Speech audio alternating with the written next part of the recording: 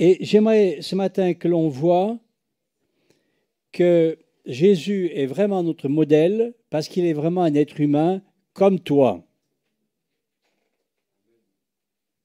Et nous allons voir au travers, bien sûr, de ces textes bibliques que nous avons, car notre foi est basée sur la parole de Dieu. La foi vient de ce que l'on entend, et ce que l'on entend vient de la parole de Dieu. Donc notre foi est basée sur les promesses de la parole. Alléluia. Dans Éphésiens chapitre 5, verset 1, il est dit « Soyez donc les imitateurs de Dieu comme des enfants bien-aimés. » Éphésiens 5, 1. Soyez donc les imitateurs de Dieu comme des enfants bien-aimés. Soyez les imitateurs de Dieu comme des enfants. Les enfants imitent leurs parents. Donc, le modèle Jésus, eh bien, je vais l'imiter. Hein? Soyez les imitateurs de Dieu comme des enfants. Les enfants imitent leurs parents. Luc 6, 40. Le disciple n'est pas plus que le maître, mais tout disciple accompli sera comme son maître. Donc, tout disciple accompli, disciple c'est élève. Hein. Un disciple, un élève, imite ce que leur montre le professeur. Donc, on est toujours dans l'imitation. Les enfants imitent les parents. Cling, cling, les parents. Vous avez un grand rôle à jouer par rapport à vos enfants.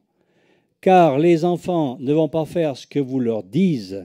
Les enfants vont faire ce qu'ils voient faire chez vous. J'aimerais que ce soit clair. Vous pouvez leur dire des tas de choses. Tu dois faire comme ça. S'ils vont faire l'inverse, ils vont vous mépriser. Ils vous diront rien. Mais au fond d'eux-mêmes, ils diront « Je ne suis pas prêt de le faire parce que tu me racontes des salades et des histoires. » Alléluia. Alors, l'élève, eh bien, il va imiter ce que le professeur montre, le maître montre. Et avec Jésus, est-ce que c'est possible que j'ai le bon professeur, le bon père? Vous savez, moi, il y a un jour, j'ai réalisé Dieu est Père, Fils et Esprit. Hein?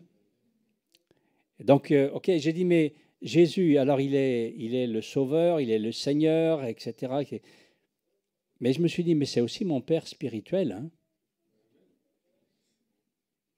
On cherche un Père spirituel. Qui c'est mon Père spirituel? Ça peut être quelqu'un qui t'a amené au Seigneur, hein, sur la terre. Mais le premier Père spirituel que j'ai, moi, c'est Jésus. Hein? Alléluia. Amen. C'est lui qui m'a amené à rencontrer le Père, à le trouver. Alléluia. Mais est-ce que j'ai un Père suffisamment parfait et en même temps comme moi que je pourrais imiter? Moi, je vous interpelle parce que nous progressons par l'imitation. Nous progressons en imitant. C'est la meilleure façon. Si vous avez un boulot à apprendre à un autre employé, eh bien, vous commencez à faire quoi à lui? À lui montrer. Et la deuxième chose, vous lui donnez les clés pour que ce soit lui qui le fasse et vous regardez ce qui se passe. Mais la première des choses, vous lui montrez. Vous lui montrez que vous savez faire. Et Jésus nous a montré ce qu'il savait faire. Alléluia. Mais pourquoi? Il nous a montré ce qu'il savait faire pour nous passer aussi les clés après et nous dire, tu vas faire pareil. J'ai pardonné. Père, pardonne-leur, car ils ne savent pas ce qu'ils font. J'ai pardonné. Tu vas pardonner. Vous pensez que ça n'a pas été dur pour Jésus? Vous pensez franchement que ça n'a pas été difficile? Quelle horreur! Un innocent condamné. Quelle horreur! Un homme qui portait le péché des autres qu'il n'avait pas commis. Quelle horreur! Quelle injustice! Il a porté tout cela. Et il a dit, Père, pardonne-leur, car ils ne savent pas ce qu'ils font. Si ça a été dur pour Jésus de pardonner, alors toi, eh bien, tu dois aussi pouvoir pardonner. Amen. Mais c'est vrai pour tout ce que le Seigneur nous demande, tout ce qu'il a fait. Imiter Jésus, c'est possible. Oui, parce que c'est lui qui le dit. Dans Jean, chapitre 14, verset 12, Jésus commence en disant « En vérité, en vérité ». Alors, toute la parole de Dieu est intéressante, importante. Mais quand Jésus dit « En vérité, en vérité », c'est comme quand, vous savez, aux enfants, on leur dit « Écoute bien ». Il n'y a pas des fois où vous dites ça, Écoute bien. Écoute bien. Eh bien, écoute bien. En vérité, je vous le dis, celui qui croit en moi fera lui aussi les œuvres que moi je fais. Et il va même dire, et j'en ferai même, et il en fera même de plus grandes, parce que je m'en vais vers le Père, vous aurez le Saint-Esprit. Mais on ne va pas s'arrêter sur le fait, vous ferez même des plus grandes. Parce qu'il y en a qui disent, oh là là, faire des œuvres plus grandes que Jésus. Déjà faire comme Jésus. Excusez-moi, mais la Bible n'a pas été dite pour les autres. La Bible a été dite pour toi. Et le Seigneur te dit, lisez avec moi, celui qui croit en moi fera lui aussi les œuvres que moi je fais. Ça veut dire que tu es capable de faire ce que Jésus a fait. Est-ce que nous sommes l'Église du Christ? Est-ce que nous sommes le corps du Christ? Jésus existe sur la terre par nous maintenant. Son esprit est venu, il a rempli, il est entré en vous, les enfants de Dieu, vous êtes nés de nouveau, et voilà que son corps, qui était avant un homme simplement, eh bien c'est devenu une foule d'hommes et de femmes, de jeunes hommes, etc., de jeunes femmes. C'est une foule de personnes qui représentent un seul corps. Alléluia. L'œuvre de Jésus continue sur la terre par toi. Amen. Alléluia. Et c'est tellement réjouissant. C'est une promesse de Dieu. Celui qui croit en moi fera les œuvres que moi je fais. J'ai mis énormément d'années pour comprendre ce verset. Mais maintenant je sais. Je sais que Dieu, que Jésus est un homme comme moi. Et s'il l'a fait, je peux le faire aussi. Oh, attention, je ne vais pas mourir pour les autres. Non, vous comprenez, je ne vais pas mourir pour les péchés des autres. Ça, Jésus l'a fait. Non. Jésus, il faisait ce que le Père lui disait. Donc, tout ce que le Père me demandera de faire, même si ça paraît incroyable, je peux le faire. Tout ce qui paraît impossible humainement, mais si le Père me le dit, si le Père me le demande, ou si c'est simplement écrit dans la parole et que ça me concerne, je peux le faire. Alléluia. Il n'y a aucun professeur qui montre quelque chose à un enfant avec la certitude que l'enfant n'est pas capable de le faire. Sinon, il ne lui montre pas. Mais il n'y a aussi aucun élève qui apprend quelque chose avec la certitude qu'il n'y arrivera pas non plus. Or, il y a des chrétiens qui ont la certitude de ne pas arriver à faire quelque chose que Dieu demande. Vous avez la foi à l'envers. Vous êtes sûr de ne pas y arriver. Alors commencez à retourner votre foi et à dire « Amen, tout est possible à celui qui croit. » Alléluia. L'homme Jésus était-il comme moi? Eh bien, moi, je crois que oui. Je crois que oui. On va lire Hébreux chapitre 2 et verset 9. L'homme Jésus. Il y avait le Dieu Jésus. Jésus était à la fois vrai homme et vrai Dieu. Mais l'homme Jésus était bâti comme moi. Celui qui a été fait pour un peu de temps inférieur aux anges. Inférieur aux anges. Eh oh! Inférieur aux anges. Le Fils de Dieu. Dieu lui-même.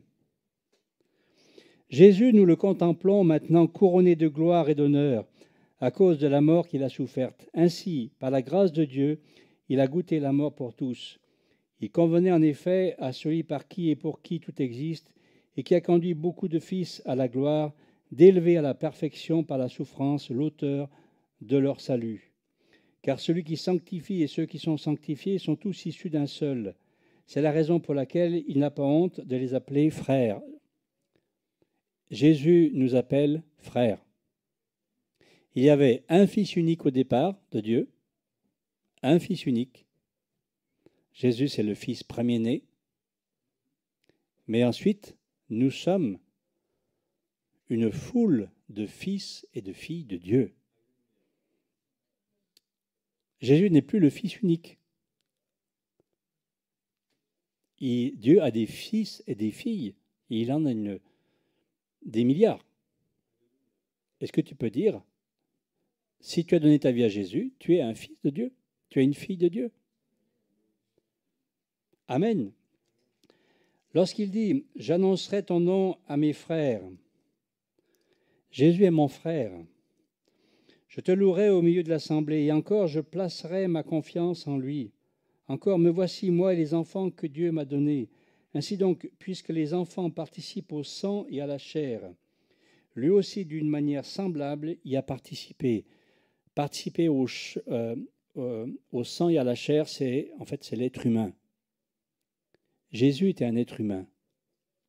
D'une manière semblable, il y a participé, afin d'écraser par sa mort celui qui détenait le pouvoir de la mort, c'est-à-dire le diable, et de délivrer tous ceux qui, par crainte de la mort, étaient toute leur vie retenus dans l'esclavage. Ce n'est pas des anges, assurément, qui viennent en aide, mais c'est à la postérité d'Abraham qu'il vient en aide. Aussi devait-il devenir en tout, lisez avec moi, semblable à ses frères. Il n'était pas un petit peu au-dessus. Ce n'était pas l'homme augmenté.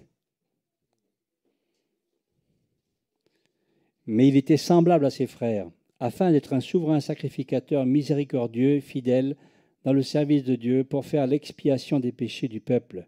Car du fait qu'il a souffert lui-même quand il fut tenté, il peut secourir ceux qui sont tentés. Jésus comprend parfaitement ta tentation, parce qu'il a été tenté comme toi. Eh oh! Ça vous arrive des fois d'être tenté? Alors maintenant, je vais monter d'un cran. Vous avez une tentation, puis c'est bon, c'est évacué. Ça vous arrive des fois que ça vous prenne un peu la tête? Ouais. Alors, il y en a qui sont encore honnêtes par là, quoi. Est-ce que ça arrive que certains, ça leur prenne toute la tête? Je ne vois plus que ça. L'arbre de la connaissance du bien et du mal qui est au milieu du jardin. C'était faux, il n'était pas au milieu, c'était l'arbre de vie qui était au jardin, qui était au milieu. Mais je vois que plus que ça. La tentation, c'est fort. N'est-ce pas? Eh bien, Jésus a connu ça aussi. Donc, il comprend parfaitement quand tu es tenté et que ça te prend la tête.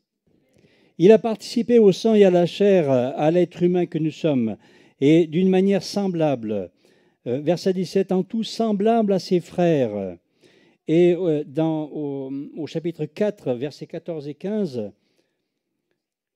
puisque nous avons un grand souverain sacrificateur qui a traversé les cieux, Jésus, le Fils de Dieu, tenons fermement la confession de notre foi, car nous n'avons pas un souverain sacrificateur incapable de compatir à nos faiblesses, mais il a été tenté comme nous. Et Dieu va rajouter, il a été tenté comme nous à tous égards, en toutes choses, mais sans commettre de péché. Et on va voir pourquoi après.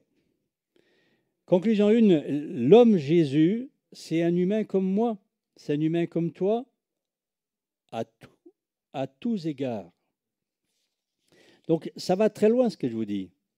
Il était vraiment comme nous. Il a été tenté comme nous. Et ce n'est pas le Jésus Dieu qui était tenté, c'était le Jésus homme, je le rappelle. Dans Philippiens chapitre 2, verset 5, « Ayant en vous les pensées qui étaient en Jésus-Christ, lui dont la condition était celle de Dieu. » Ok, donc il était Dieu, hein. Le Verbe, le Fils était au départ avec Dieu, hein. Tout a été créé par lui et pour lui. Donc le Fils était, Dieu, Père, Fils et Esprit était déjà à l'œuvre dès le début. Le Fils n'a pas de début, n'a pas de fin. Hein? Et donc il avait la condition de Dieu, mais il n'a pas estimé comme une proie à arracher d'être égal avec Dieu. Alors ça, c'est un terme grec qui veut dire il n'a pas cherché à la garder de force. Il n'a pas cherché à la garder de force, cette condition de Dieu. Il aurait pu la garder, mais il a voulu réellement, quoi donc? Il n'a pas estimé comme une proie arrachée d'être égal avec Dieu. Il s'est dépouillé lui-même. Et le mot dépouiller, c'est le mot vider. Il s'est vidé lui-même en prenant la condition d'esclave ou de serviteur et en devenant semblable aux humains. Donc il s'est vidé de cette condition divine pour sa partie humaine. Il a voulu être un homme 100%, pas 90%, pas 110%, un être humain comme toi. Et là, je peux l'imiter. Là, je peux le prendre comme modèle. Parce que ce qu'il a réussi, s'il était comme moi, je peux le réussir aussi. Et là, on retrouve pourquoi il va dire, eh bien, quand je serai parti, ceux qui croiront en moi feront les mêmes choses que moi je fais. Ça devient un peu plus logique. Après s'être trouvé dans la situation d'un homme, il s'est humilié lui-même en devenant obéissant jusqu'à la mort sur la croix. C'est pourquoi Dieu l'a élevé.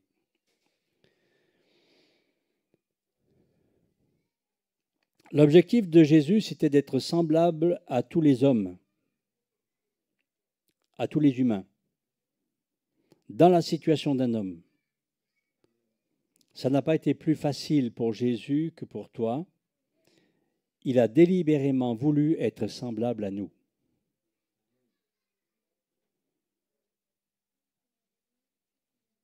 Tenté comme nous. Donc il triomphe en tant qu'homme, pas en tant que Dieu.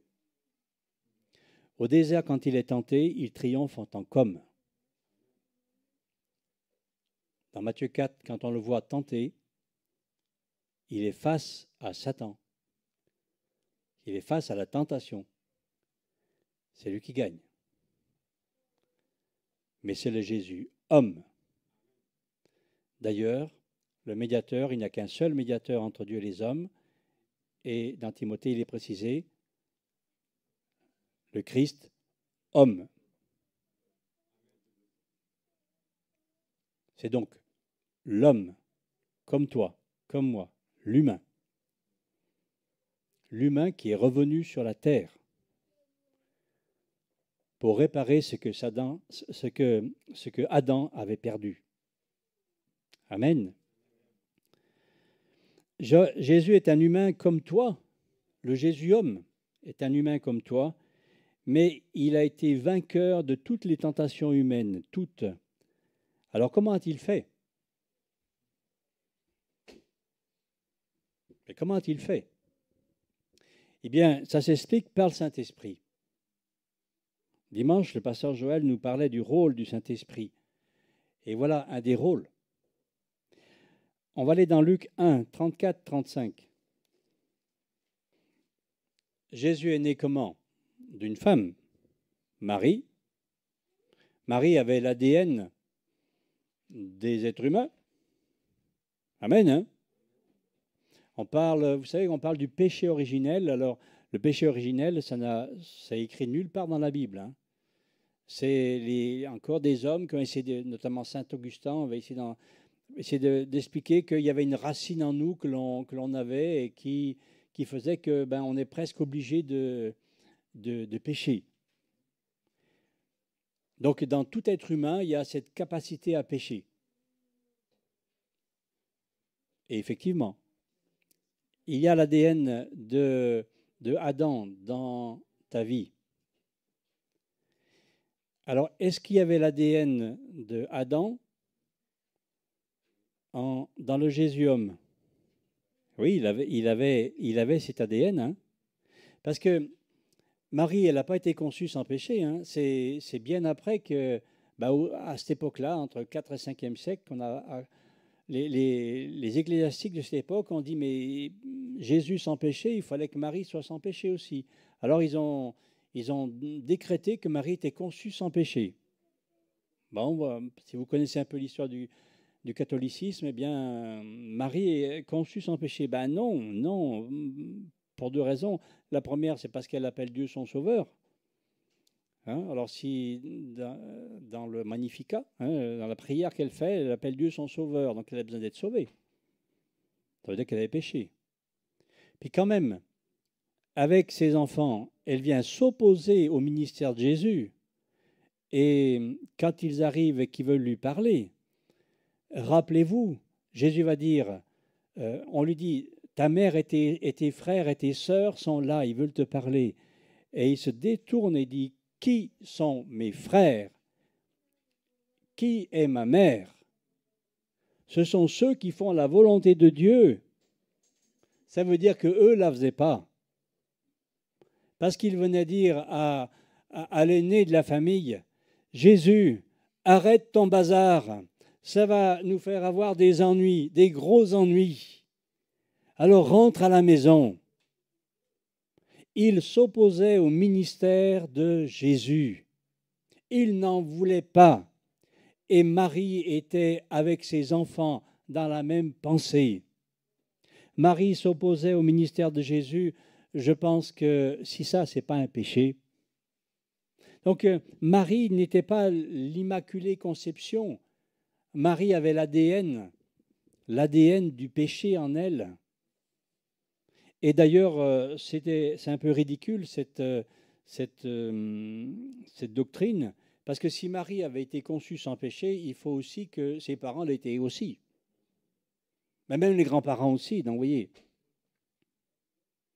Donc Marie était une femme comme vous, mes sœurs, alléluia, et sauf qu'elle a accepté le plan et la volonté de Dieu.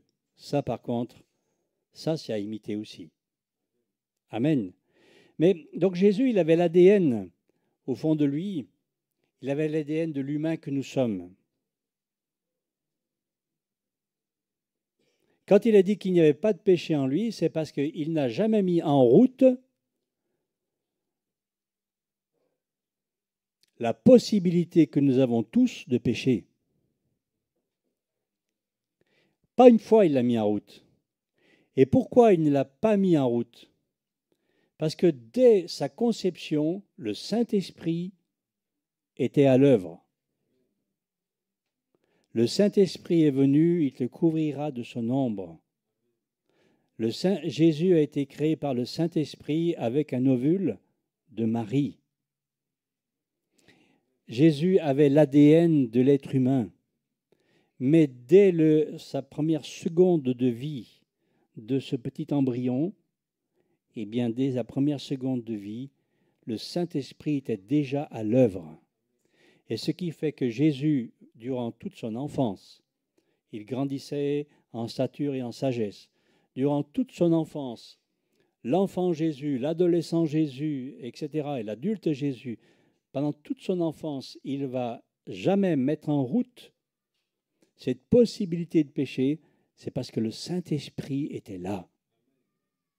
Je rappelle que le Saint-Esprit est une puissance.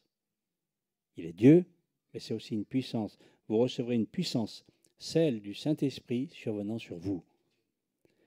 Par cette puissance du Saint-Esprit, eh bien, il pouvait contrôler tout son être. Quel est le dernier fruit de l'Esprit cité dans Galates 5, 22? Or, le fruit de l'esprit, c'est l'amour, la joie, la paix, etc. Quel est le dernier? La maîtrise de soi. Le fruit de l'esprit qui était en Jésus lui a permis d'être maître de lui. La différence entre lui et toi, c'est que lui l'a fait et que toi...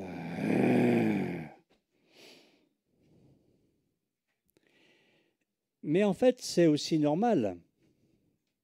Et pourquoi c'est normal?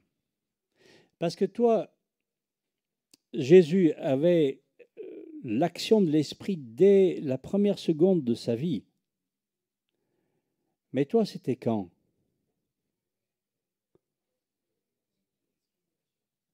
C'était quand? Quand nous avons accepté Jésus. Et ce n'était pas la première seconde de ta vie. Moi, j'avais 21 ans. On a connu des personnes qui avaient 80 ans. Donc, avant mes 21 ans, je vous assure que moi, je l'ai utilisé, la possibilité de pécher. Je l'ai utilisé, hélas. J'ai bien noirci ma vie. J'ai bien noirci ma vie, bien noirci mon cœur, mon corps et tout mon être. C'est ça la différence. Par contre, depuis que le Saint-Esprit est venu en moi et habite en moi, ce que Jésus vivait dès la première seconde de sa vie, moi aussi, je peux le vivre. Ça paraît fou. Bien sûr que ça a amené plein de controverses, mais c'est tellement encourageant. Si l'Esprit de Dieu, si j'ai donné ma vie à Jésus, je peux manifester dans ma vie tous les fruits de l'Esprit. Amour, joie, paix, patience, bonté, douceur, fidélité, foi, maîtrise de soi.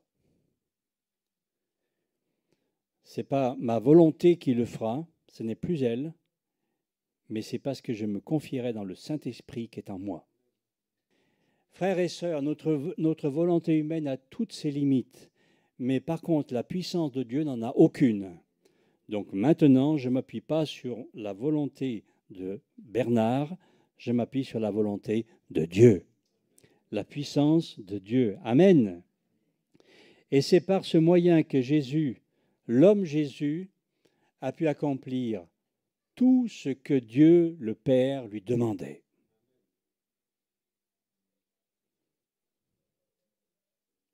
Et ça m'est accessible. Même si la vie de l'esprit a commencé en toi tu avais 20 ans, 30 ans, 40 ans, mais si elle n'a pas commencé encore, mais il faut que tu saches que la puissance de Dieu qui est en toi est capable de te faire résister à toutes les tentations. Jésus l'a fait, tu peux le faire aussi. Donc le Saint-Esprit a joué un rôle majeur en Jésus pour sa vie quotidienne, mais aussi pour le service, puisqu'il a été baptisé à son baptême. Et là, c'est le rôle du Saint-Esprit pour le service, mais on verra ça, ce sera pour un autre message, bien sûr. Alors, l'homme Jésus est-il un humain comme toi? Ben oui, je le crois. Et qu'est-ce que ça change? Eh bien, ça change tout. Parce que je peux le prendre comme modèle. Il l'a fait, je peux le faire aussi. Il a résisté, je peux résister aussi.